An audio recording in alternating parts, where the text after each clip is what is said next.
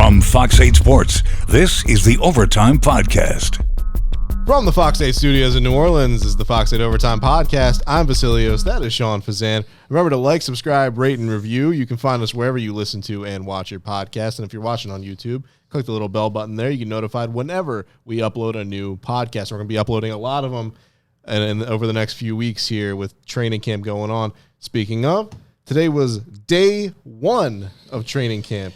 Gentlemen, start your engines, right? And as Phil said, the Fox 8 Overtime YouTube page, be sure to click on that, like, share, subscribe, all that good stuff wherever you get your podcasts, because it's about to be, it's about to get real, as they say. But gentlemen, start your engines, and we are all gas, no brakes from here for a long time from now. So, with that in mind, the Saints completed a very quick first practice. It's part of this ramp-up period. It's not just the Saints, it's the entire league doing 90 minutes in jerseys. Didn't look much different than an OTA or a minicamp practice, and they even said as much afterwards, but they're trying to ramp it up. I think it has something to do with the new CBA. I'm not exactly sure, but nonetheless, it is what it is. It didn't lack for storylines, though. Would you like me to start off? Go for it. With the first storyline. And this is a good one. I don't know if this is exactly wood, but I'm going to treat it as wood. I'm going to knock on wood before I say this. Yeah, this is like plywood over here if you can reach that. There we go. The Saints are as healthy as I've ever seen them. The Saints are, let me repeat that. The Saints are as healthy as I've ever seen them, and they're as healthy as they could possibly be right now. Perfect attendance. All 90 guys were there. Gotta and maintain officially, A.T. Perry and Anthony Johnson Jr. came off of whatever list they were on, and they passed their physicals, and Johnson was limited, but everyone else was there doing everything. Wow. So, a couple things. One, a tremendous sign, a tremendously positive thing for this organization that's been on the wrong side of the health debate for quite some time. But I will say this, I talked to reporters in other cities. Injuries happen everywhere, and every team you cover it feels like a lot. But nonetheless, it has really hit the Saints hard over the last couple of seasons, and they haven't necessarily managed it well. So the best way to manage injuries is to not have as many. So at least for a day, health-wise, without pads, it's a positive. It's a positive. Now, why is this good? Well, it's obvious. I can't tell you how many years we've gone out there, and we'll see someone off to the side.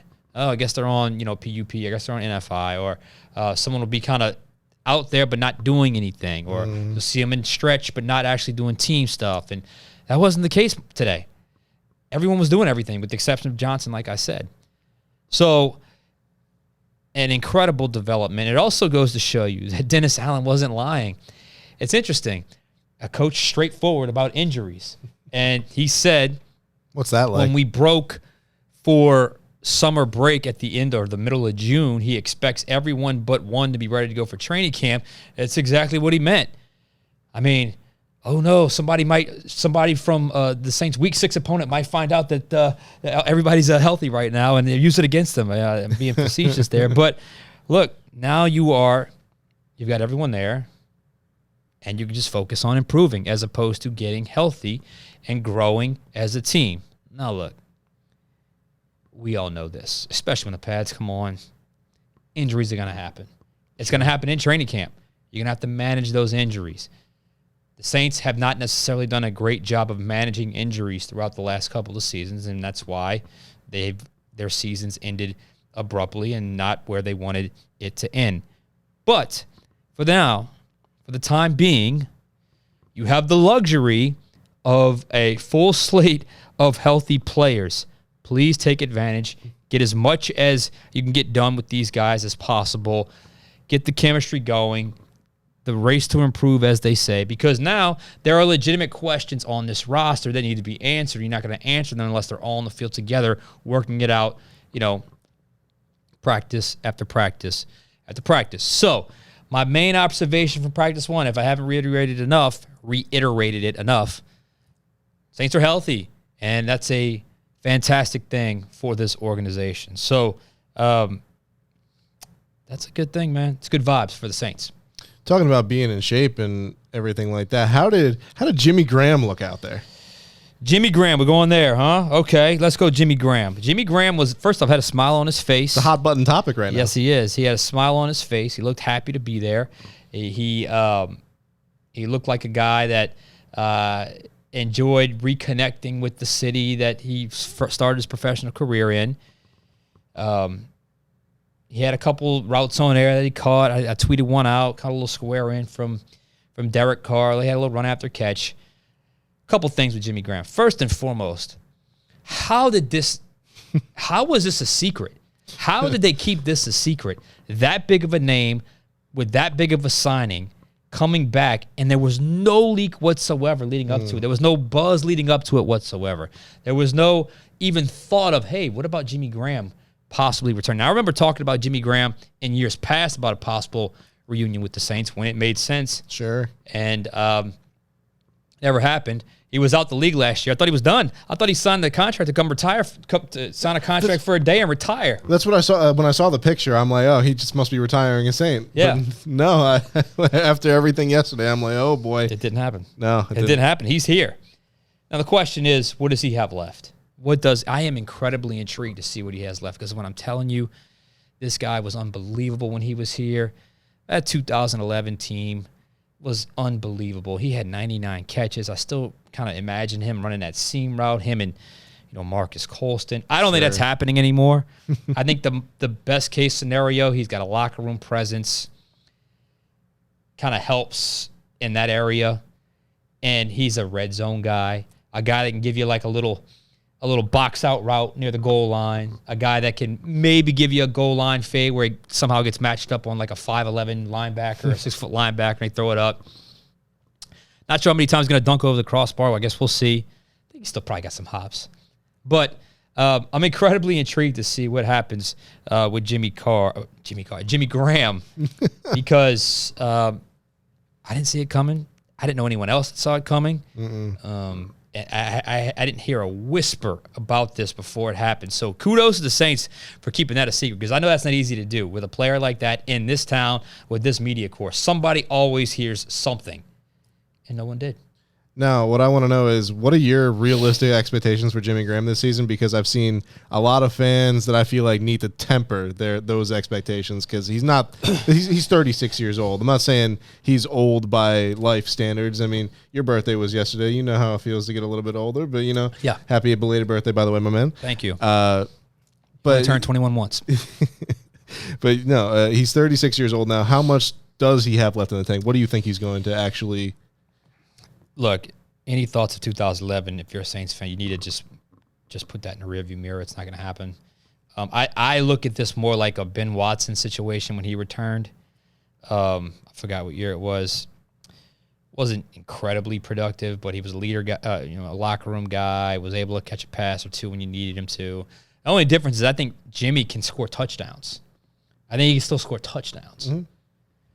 So I'm looking at something like, wouldn't be shocked me at all if it was some crazy like 22 receptions, 7 touchdowns kind of thing.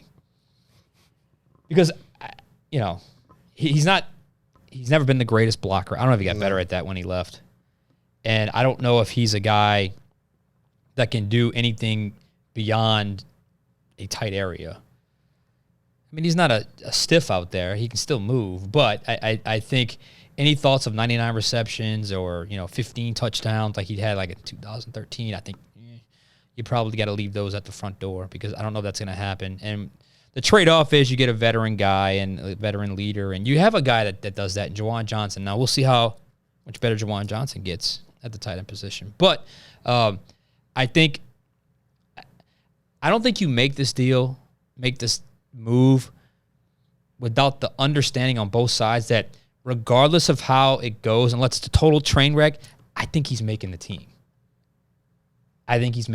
Okay. Unless there's a crazy development somewhere, or unless he has the self-awareness to say, I'm not the same player, I'm done. But I think he makes the team for that, because I think what they brought him in for isn't necessarily to light things up in training camp and preseason. It's to navigate the regular season. What about you? Because I know you had a poll up. So Juan Kincaid and I were having a discussion earlier, and Juan seems fixated on the idea that Jimmy Graham could catch at least 38 passes this season. That seems incredibly high. I would agree. And my original projection was 25, but I wanted to focus on Juan's number here. So I put out a poll. You can find it at Vasilios TV on Twitter. A lot of folks are voting no. A lot of Saints fans voting no. I know Gus Cattingill out there retweeted it and gave his 2 cents.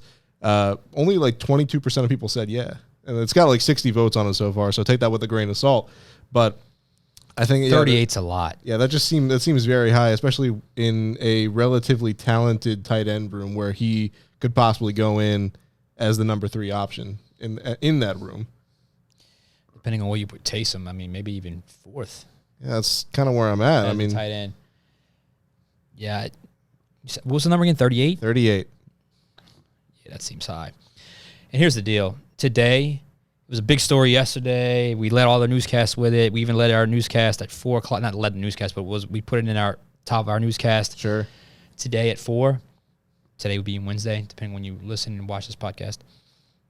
But by the time practice got going, it really became a non-factor.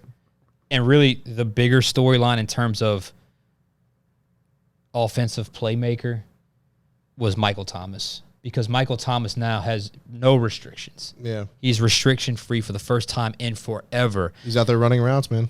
And Derek Carr hit Michael Thomas on a short out route during the second team period. It was a pretty matter-of-fact play. We've seen it 100 times. He caught it. He was open, ran after the catch. I'm not sure how many yards he had, but it was important because it was like the first step in building their chemistry, because we've seen them off to the side, we've seen them talking, we've seen routes on air, but this is the first time we saw number 4 and number 13 connect in an 11-on-11 situation. And Derek Carr even said, it's like we could all take a deep breath and just work. I think that was a pretty important thing to point out, because I do think there's a lot of chatter, a lot of buildup, a lot of hope and, well, what's happening, conjecture, to finally have it real, tangible. Again, it was a 7-yard out. It was a routine play. But to see it, it's almost like I jotted it down, I put a check mark by it. I'm like, good. Now let's get this. It's like you started the race. He looked crisp in his route running. Did look crisp in his route running. He's got his separation comes from physicality. He's not going to be one that's going to basically gain ground when he's running a deep route. He's going to be the one that's going to be, the defender's going to be close. Mm-hmm. He's going to make the contested catch. And again, step by step by step. Derek Carr today was 4 of 5 at the passing the ball. He had one pass tipped. I think it was the first pass he threw was trying to get to Michael Thomas. It was tipped to the line of scrimmage, knocked down by Paulson to Debo. But I just felt like that play was important to point out, because it was the first time we had finally seen it. Now that you've seen it, let's make this routine. And I think that's what Derek Carr was certainly alluding to today. There was a lot more from today's camp as well, today's practice as well, if we want to get into it. Who else stood out to you? Well, there were a couple things, because first day, you really just kind of want to sort through who's where the coaches have certain players, and there's certain position battles that are up there.